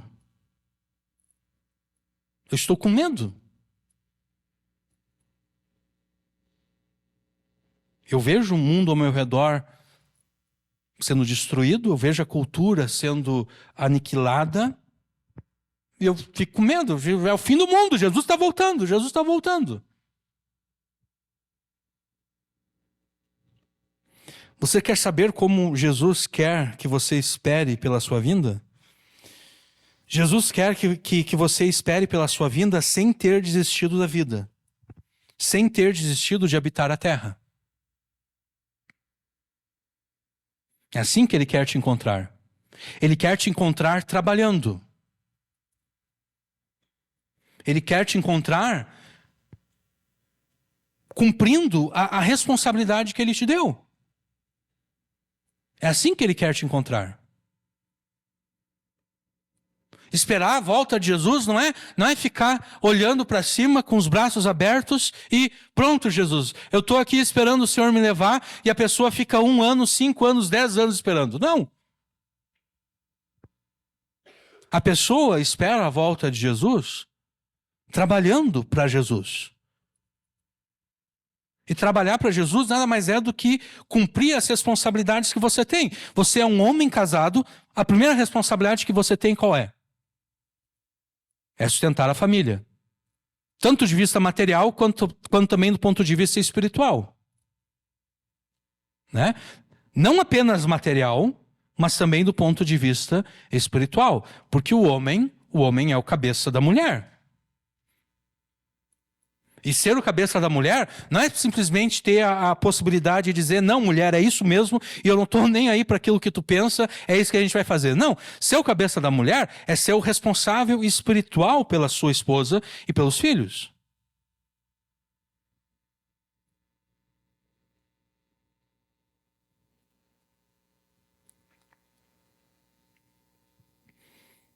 Então você é um homem casado, a responsabilidade primeira qual é? Fazer provisão para a família, tanto do ponto de vista material, quanto do ponto de vista espiritual. Filhos, em tudo obedecer a vossos pais. E assim por diante, a gente poderia continuar listando outras responsabilidades. A pessoa tem responsabilidade dos trabalhos. Bom, ela trabalha, então ela deve ser fiel no trabalho dela. Ela não deve fingir que está trabalhando. Ela deve trabalhar. O crente deveria ser sempre, né? Se a empresa tivesse lá um empregado do mês, o crente deveria sempre ser o empregado do mês, aquele cara que se destaca, porque ele faz, porque ele trabalha não porque ele está trabalhando para o seu patrão, para o seu chefe, não porque ele quer receber o salário dele, não. Ele está trabalhando porque ele está trabalhando para Jesus. E é assim que Paulo se expressa quando ele escreve aos escravos. Os escravos deveriam obedecer aos seus senhores, porque os escravos deveriam ter consciência que, ao obedecer aos seus senhores, mais do que essa obediência aos senhores, eles estão obedecendo a Jesus. Jesus quer te encontrar, quando ele vier, Jesus quer te encontrar esperando pela sua vinda, vivendo neste mundo e não tentando escapar deste mundo, não tentando escapar da realidade. Talvez tudo tenha dado errado na tua vida. E além das lágrimas e aflições, você ainda é obrigado a ver a alegria dos ímpios, dos pecadores, enquanto eles aproveitam as bênçãos que deveriam ser tuas, mas que foram dadas a eles.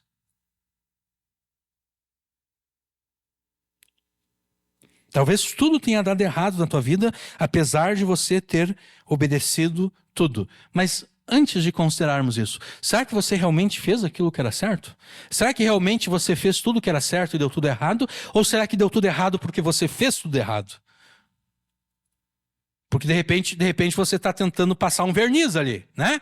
De repente deu errado e você está tentando... Não, eu fiz certo e deu errado. Não, de repente você fez errado e deu errado, de fato.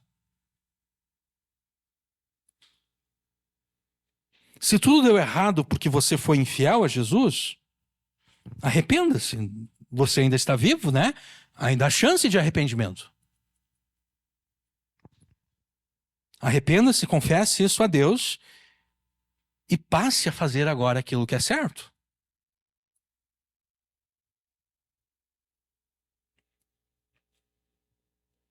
Passe a fazer aquilo que é certo, mesmo percebendo que os ímpios e pecadores prosperam nas suas iniquidades. Lembre-se e jamais se esqueça, a prosperidade dos ímpios e pecadores é passageira, assim como são passageiras as suas lágrimas e sofrimentos.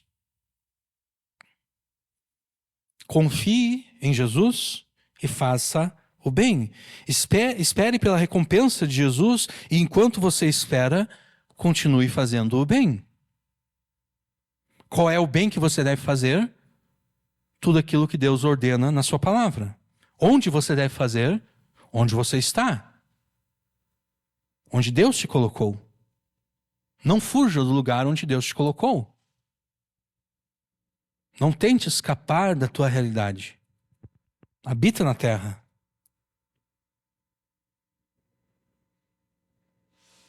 Habita na terra, alimenta-te da verdade, e então mostre os frutos da verdade na tua vida por meio da tua fidelidade a Jesus. Para saber como se alimentar da verdade, ouça a mensagem que nós pregamos há 2 domingos, não no passado, no retrasado. Mensagem intitulada Não subestime e nem despreze a palavra de Deus.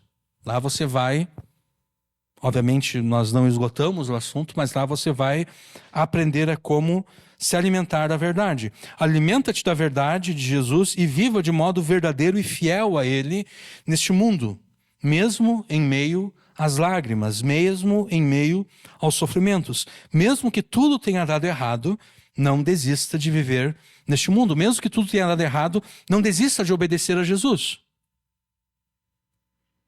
Duas razões para você fazer isso. A primeira é porque Jesus ordena que você faça isso. Né? A segunda razão é porque o futuro daqueles que habitam na terra, conforme nós estamos expressando nessa mensagem, o futuro daqueles que habitam na terra será glorioso, será um futuro de paz, um futuro de alegria, pois a terra, o mundo inteiro, foi dado por Jesus ao seu povo. E ainda que os ímpios prosperem pelos seus pecados, a prosperidade dos ímpios será passageira e o castigo deles será eterno. Porque aos mansos, aos humildes, aqueles que não desistirem de habitar na terra e obedecer à lei de Deus, é a estes que Jesus dará a terra e o mundo como herança, conforme o versículo 11 aqui. Né? A gente pula do versículo 3 para o versículo 11. Os mansos herdarão a terra e se deleitarão na abundância de paz. O verso 11 retoma as bênçãos da aliança que Deus fez com o seu povo. As promessas de bênção, segundo as quais Deus prometeu que o seu povo fiel habitaria a terra prometida. Porque esse é o contexto de Davi aqui. Quando Davi escreve os mansos herdarão a terra, Davi está pensando na terra de Canaã. E Davi está raciocinando acerca da aliança que Deus fez com o seu povo. Aquele que for fiel, aquele que obedecer a Deus, esse vai habitar a terra. Agora, aqueles que foram infiéis, Deus prometeu na aliança, esses serão exterminados da terra. Seja pela morte, seja pelo exílio. O cumprimento inicial e parcial dessa promessa ocorreu então na terra de Canaã, com o antigo Israel. E eu peço que vocês abram comigo agora em Mateus capítulo 5.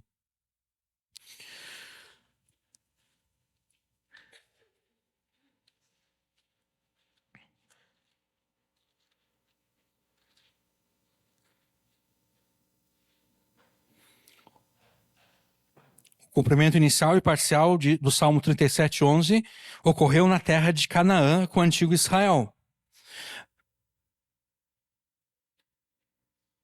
Mas como todas as promessas que existem da parte de Deus são sim em Jesus, a promessa de herdar a terra, ela pertence também à igreja. E não é à toa, então, que no Sermão do Monte, em Mateus 5, versículo 5, nas famosas bem-aventuranças, Jesus cita o Salmo 37:11. Bem-aventurados os mansos, porque eles herdarão a terra. Considere o seguinte: ao antigo Israel foi prometida a posse da terra de Canaã. Mas o antigo Israel não veio a possuir a terra de Canaã como por um passe de mágica. Eles não saíram do Egito e Deus estalou os dedos e todos aqueles que habitavam em Canaã desapareceram e Israel apareceu na terra de Canaã. Para que Israel possuísse a terra, foi necessário que eles conquistassem a terra, habitando nela e eliminando dela os inimigos de Deus. Assim também é necessário que a igreja, a quem foi prometida a posse de toda a terra, de todo o mundo, é necessário que a igreja conquiste aquilo que foi prometido a ela, habitando a terra e eliminando dela os inimigos de Jesus. Existe um paralelo. Né? Israel recebe a terra como herança, habitando na terra e eliminando dela os inimigos de Deus. A igreja recebe o mundo, habitando o mundo e eliminando do mundo os inimigos de Deus. Como é que a igreja deve habitar o mundo e eliminar dele os inimigos de Deus? Jesus nos dá a resposta a essa pergunta no mesmo Sermão do Monte, quando ele afirmou que o seu povo, a igreja, é o sal dessa terra e a luz desse mundo. Mateus 5, versículos 13 até o 16. Vós sois o sal da terra. Se o sal for insípido, com que se há de salgar? Para nada mais presta, senão para se lançar fora e ser pisado pelos homens. Vós sois a luz do mundo. Não se pode esconder uma cidade edificada sobre um monte, nem se acende a candeia e se coloca debaixo do alqueire, mas no velador e dá luz a todos os que estão na casa. Assim resplandeça a vossa luz diante dos homens, para que vejam as vossas boas obras e glorifiquem a vosso Pai que está nos céus. É simplesmente impossível que você seja o sal dessa terra e a luz deste mundo, enquanto você tenta encontrar meios para, através deles, fugir deste mundo, né? Como você vai ser sal da terra se você está tentando fugir da terra? Como você pode ser luz do mundo se você quer fugir do mundo? Não tem como. Preste atenção ao versículo 16. Assim resplandeça a vossa luz diante dos homens, para que vejam as vossas boas obras e glorifiquem a vosso Pai que está nos céus. Você deve habitar nessa terra, e enquanto habita na terra, você deve salgar e iluminar este mundo. E como você salga e ilumina o mundo? Por meio da prática de boas obras. Como está ali no versículo 16. Quais são essas boas obras? As boas obras são aquelas que Deus ordenou na sua lei. Aquelas que Deus de antemão já preparou para que nós andássemos nelas. Onde foi que Deus preparou as boas obras de antemão para que nós andássemos nelas?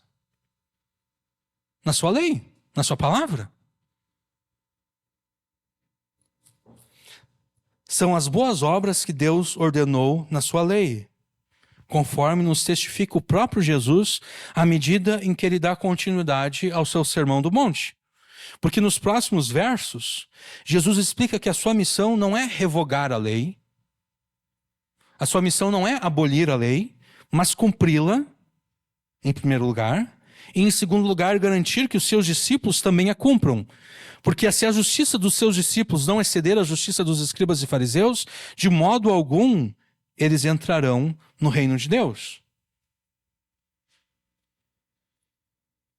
Essas boas obras nada mais é do que essa justiça que excede a justiça dos escribas e fariseus. Ao contrário do que a gente normalmente pensa, o problema dos escribas e fariseus não é que eles eram apegados demais à lei de Deus. Esse não era o problema. O problema deles era, eu coloquei aqui no meu manuscrito apenas um, mas agora eu pensei em outro. O problema deles era duplo. Em primeiro lugar, eles tinham substituído a lei de Deus pelas suas próprias tradições. E em segundo lugar, eles elevavam aqueles pontos secundários ou até mesmo terciários à ordem de maior importância. Então eles diziam o seguinte, como Jesus vai lá em Mateus 23, né? Eles davam um dízimo de tudo. Até das ervas que eles tinham, eles davam 10% de tudo. Mas Jesus diz, ao mesmo tempo que vocês dão um dízimo de tudo, vocês desprezam o mais importante da lei. Quer dizer, eles pegaram o dízimo, que é importante sim, mas não é tão importante quanto outras coisas. E eles elevaram o dízimo à ordem de maior importância. E Jesus conclui dizendo, olha, vocês devem fazer essas coisas e não desprezar aquelas. Vocês devem obedecer tudo. Mas vocês não devem obedecer tudo pegando aquilo que é de menor importância e elevando aqui em cima. Não. Vocês devem obedecer tudo de acordo com a importância que o próprio Deus concedeu a cada elemento da sua lei. Então, ao contrário do que normalmente nós pensamos, o problema dos escribas e fariseus não era o seu apego exagerado à lei de Deus. O problema deles é que eles tinham substituído a lei de Deus pelas suas próprias tradições. E eles davam importância, eles desprezavam aquilo que tinha mais importância e erradamente, davam importância maior àquilo que não tinha tanta importância assim. Esse era o problema deles. É por isso que Jesus passa o restante do capítulo 5 purificando a lei de Deus de todos os acréscimos e substituições operadas pelos fariseus e escribas. Deste modo, então, quando você lê Jesus afirmando algo como ouviste o que foi dito aos antigos, eu, porém, vos digo, quando Jesus se expressa dessa forma, ele não está se colocando contra a lei de Deus no Antigo Testamento. O que Jesus está fazendo, ele está reafirmando a lei de Deus, revelada no Antigo Testamento, e se contrapondo à tradição dos antigos. Por exemplo, Mateus 5, 21. Ouviste o que foi dito aos antigos, não matarás, mas qualquer que matar será réu de juízo. Os escribas e fariseus, adotando a tradição dos antigos, eles ensinavam o seguinte: olha, não tem nenhum problema em você odiar o irmão, não tem nenhum problema em você guardar ira contra o irmão, você só não pode matá-lo. Mas você pode guardar ira contra o filho do teu povo. Não tem nenhum problema. Eles apenas se importavam com a questão externa do mandamento, né? Não matar. Mas fora isso, tudo está valendo. Não matando a pessoa, o resto está valendo. Jesus diz, não. Eu, porém, vos digo, qualquer que sem motivo se encolerizar contra seu irmão, será réu de juízo. Qualquer que disser a seu irmão raca, será réu do sinédrio. E qualquer que lhe disser louco, será réu do fogo do inferno. Também Mateus 5, 27. Ouvistes o que foi dito aos antigos, não cometerás adultério. Os escribas e fariseus esqueceram do 10º mandamento. Eles não consideravam errado um homem atentar numa mulher com coração impuro, um homem cobiçar uma mulher no seu coração, ou uma mulher cobiçar um homem no seu coração. Eles não consideravam errado. Eles só se importavam com o ato externo. Eles não se importavam com um desejo interno que dava ocasião ao ato externo. Então, na verdade, Jesus aqui ele não está inovando, ele apenas está aplicando o 10º mandamento, não cobiçarás. Também Mateus 5,33, vamos ver aqui. Outro sim, ouvistes o que foi dito aos antigos, não perjurarás, mas cumprirás os teus juramentos ao Senhor. Eu, porém, vos digo que de maneira nenhuma jureis, nem pelo céu, porque é o trono de Deus. Aqui eles estavam desprezando o mandamento de não prestar falso testemunho. Eles eram tão acostumados a mentir, eles eram tão acostumados as pessoas os viam como mentirosos, que para serem acreditados, eles tinham que jurar por qualquer coisinha que eles fossem falar, eles tinham que jurar por Deus. Não, eu juro por Deus que o que eu estou te falando é verdade. Quando a Bíblia deixa claro, a lei de Deus deixa claro, que esses juramentos eles devem ser guardados apenas para ocasiões especiais. Como, por exemplo, quando Paulo conjura Timóteo a pregar a Escritura. Né? Eu te conjuro, Timóteo, eu estou te obrigando a um juramento diante de Deus e de Jesus, que é julgar os vivos e os mortos, e esse juramento é o seguinte: Timóteo, tu tem que pregar a palavra. Ali Paulo está obrigando Timóteo a um juramento. Timóteo, eu estou te obrigando a esse juramento aqui, diante de Deus e de Jesus. Agora, se você vai falar se alguma coisa aconteceu ou não, isso é algo banal, né? As pessoas deveriam confiar em você. Você não precisaria apelar a Deus, não. Eu juro por Deus que o que eu estou dizendo é verdade. Não. As pessoas têm que te conhecer por alguém que fala a verdade. Por alguém que não presta falso testemunho. Só que os escribas e fariseus, eles estavam exatamente abusando desses juramentos. Qualquer coisa eles juravam por Deus, juravam pelo templo, juravam pela oferta, pelo altar, juravam por Jerusalém, a cidade do grande rei, e assim por diante. Também versículo 38. Ouviste o que foi dito olho por olho, dente por dente. Jesus aqui não está se contrapondo ao olho por olho, dente por dente, ele está se contrapondo a uma aplicação errada de olho por olho, dente por dente. Esse olho por olho, dente por dente, não é uma questão de o Ezequiel, né? O Ezequiel me feriu o olho, né? E agora então, olho por olho, dente por dente, eu vou lá e firo o olho dele também. Não, isso é uma questão para ser decidida pelos juízes, pelos sacerdotes. Porque, de repente, o Ezequiel me feriu o olho, porque antes disso eu estava tentando matá-lo, né? Então, ele, em defesa própria, ele me feriu o olho. Então, na verdade, não é ele quem cometeu o pecado, fui eu que cometi o pecado de atentar contra a vida dele, e ele se defendendo me feriu o olho. Só que o que os escribas e fariseus estavam fazendo? Eles estavam justificando a vingança pessoal. Eles estavam justificando a vingança pessoal. E Jesus está se contrapondo a isso. E, na verdade, há evidências de que esse olho por olho, dente por dente, não era interpretado de forma literal. E sim no seguinte sentido: alguém feriu o meu olho, agora eu fiquei caolho. Ou de repente feriu os meus 2 olhos, eu fiquei cego. No mundo antigo, eu não conseguiria mais trabalhar, né? Hoje em dia as pessoas até conseguem trabalhar, né? Tendo deficiência visual. Mas no mundo antigo eu estava perdido, né? Como é que eu vou trabalhar não tendo visão? Esse olho por olho seria o seguinte: a pessoa que feriu os meus olhos, ela agora vai ter que fazer provisão para minha incapacidade de trabalhar. Então há evidências de que esse olho por olho, dente por dente, não era interpretado como literalmente alguém me feriu o olho e o olho da pessoa era ferido. Não, a pessoa tinha que fazer provisão para a falta que ia me fazer dos meus olhos, ou do meu dente. Ou de repente a pessoa quebrou a minha perna, agora eu vou ficar um tempão sem trabalhar, né? A pessoa vai ter que fazer provisão para mim e para minha família.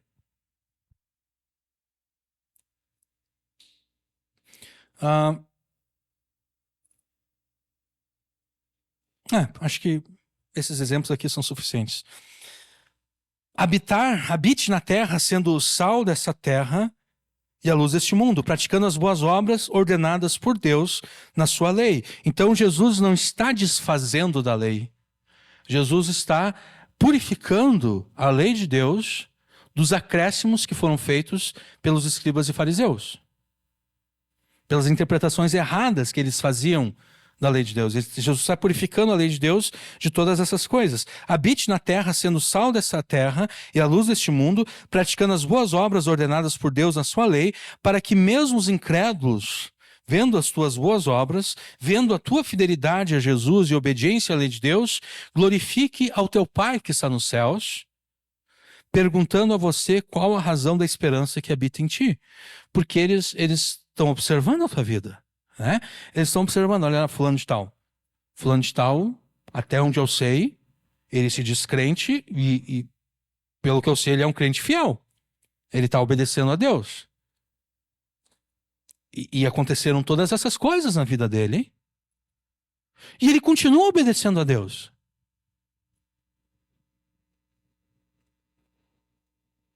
Ele continua obedecendo a Deus. Ele continua sendo fiel a Jesus. Porque o incrédulo esperaria o seguinte: não, o incrédulo esperaria que, tendo você não recebido aquilo que queria, você passasse a desprezar Jesus, passasse a desobedecer a Jesus. É isso que ele esperaria. E se fosse isso que ele visse em você, ele jamais perguntaria a você qual a razão da esperança que há em ti, né? Não há esperança, porque desistiu, mas ele viu que você não desistiu. A única razão pela qual um incrédulo vai chegar até em ti e vai perguntar qual é a razão da esperança que há em ti é se você permanecer fiel a Jesus mesmo quando tudo dá errado. Do contrário, o incrédulo vai ver que a tua esperança é a mesma dele, a esperança do pecado.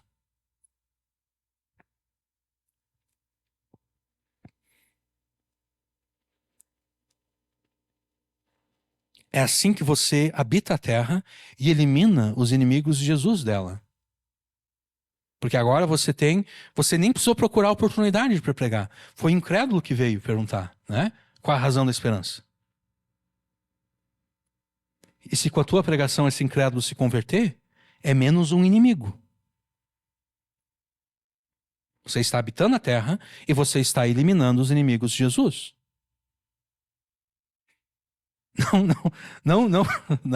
Não como queria logo depois das eleições de 2022, quando um cara que se dizia militar e se dizia também pastor, de certo capelão, o cara disse, não, vou pegar uma arma, vou matar todos esses filhos do diabo que votaram no Lula. Não é assim que a gente elimina os inimigos de Jesus da terra.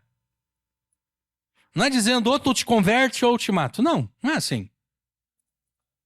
É igual o Tiago e João querendo pedir que desça fogo do céu sobre os samaritanos, porque aquela aldeia de samaritanos não quis receber Jesus. Não é assim. Tu elimina os inimigos de Jesus pregando para os inimigos de Jesus. Aquele incrédulo que vai te procurar, perguntando qual a razão da esperança que existe em ti. Mas além disso, você também deve procurar o incrédulo.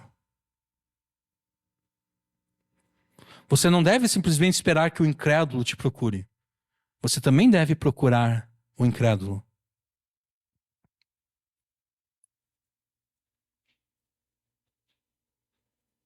Que ao pregar para o incrédulo,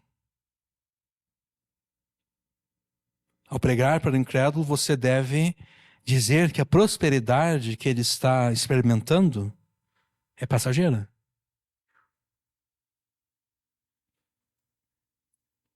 Essa prosperidade que tu está experimentando é passageira. Assim como passageiro é o teu sofrimento.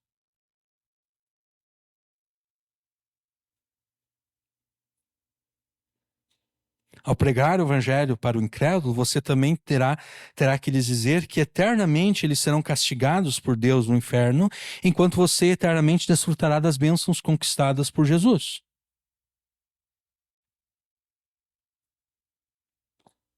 Isso é habitar a terra. Isso é ser aquele servo que recebeu 5 talentos, ou aquele servo que recebeu 2 talentos, ou até mesmo aquele servo que recebeu 1 talento, mas não enterrou o talento recebido.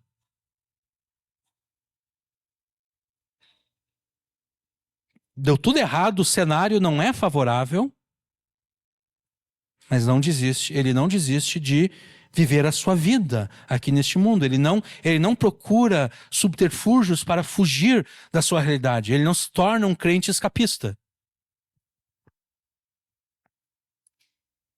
Essas são as responsabilidades que você recebeu de Jesus quando ele te inseriu na nova aliança. Confie e espere em Jesus, faça o bem, habite na terra, alimenta-te da verdade,